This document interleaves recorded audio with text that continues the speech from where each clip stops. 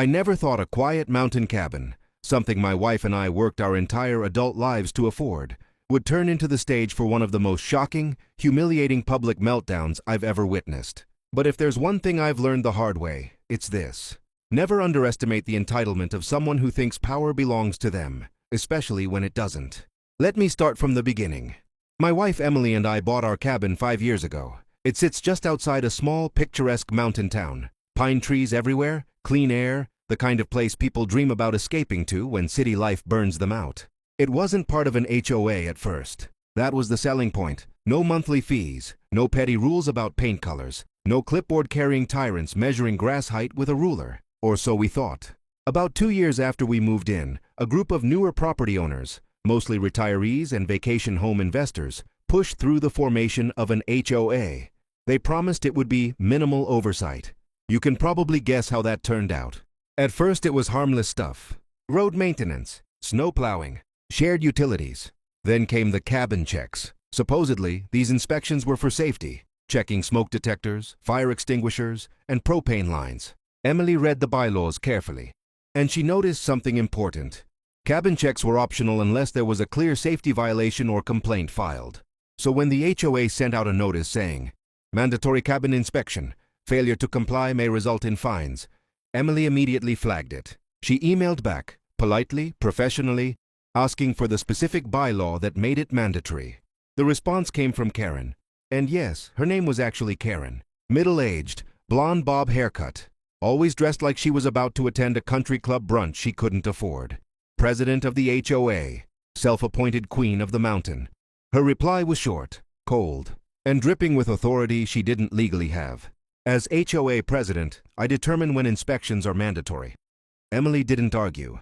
She simply replied with the bylaw section attached and wrote, "Unless there is a reported safety issue, we decline this inspection." That should have been the end of it. It wasn't. Because Karen doesn't hear no. She hears challenge, and challenges make her dangerous.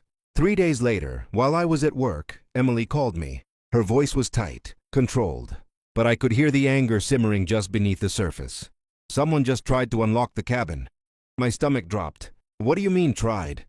"I mean," she said slowly, "Karen is standing outside our front door with 2 HOA board members and a clipboard. She demanded entry."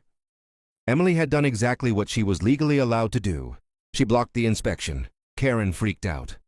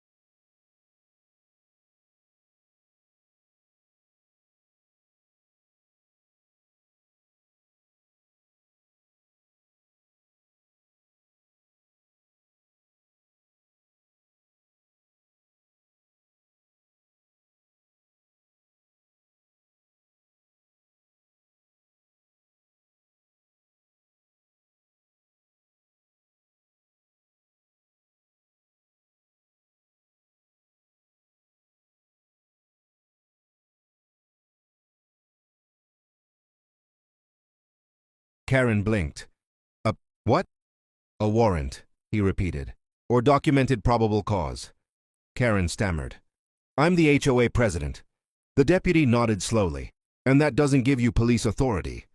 Karen's face flushed. Emily then said something that changed everything. "Officer, you might want to run her name." Karen spun around. "What?" The deputy raised an eyebrow. Why? Emily replied calmly. Because she's got an active warrant. The silence that followed was deafening. Karen laughed nervously. That's ridiculous. The deputy radioed it in anyway. 30 seconds later, the radio crackled. Karen's smile vanished. Her hands started shaking. The deputy looked at her. Ma'am, please turn around. Karen screamed. Karen completely lost control. This is harassment. This HOA will hear about this. You can't arrest me. The deputy didn't raise his voice. Ma'am, you have an outstanding warrant for failure to appear in court regarding fraud charges. The board members backed away from her. Neighbors came outside. Phones were out. Karen's entire identity, her power, her authority, her illusion, collapsed in real time. She tried to run. She tripped. She screamed as handcuffs clicked around her wrists. Emily stood calmly on the porch. Recording. Karen looked up at her, eyes wide, full of disbelief and rage. You did this, Emily replied softly. No, Karen, you did. The sheriff escorted her away. The HOA board members apologized. The inspection policy was immediately suspended. 3 weeks later, Karen resigned. 6 months later, the HOA dissolved entirely. Life returned to normal. The cabin is quiet again. The trees don't care about HOAs. But the lesson stuck with me. Entitlement thrives on silence. Power collapses when challenged by facts.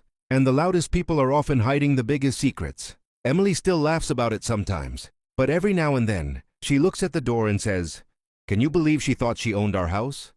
I smile. And I lock the door.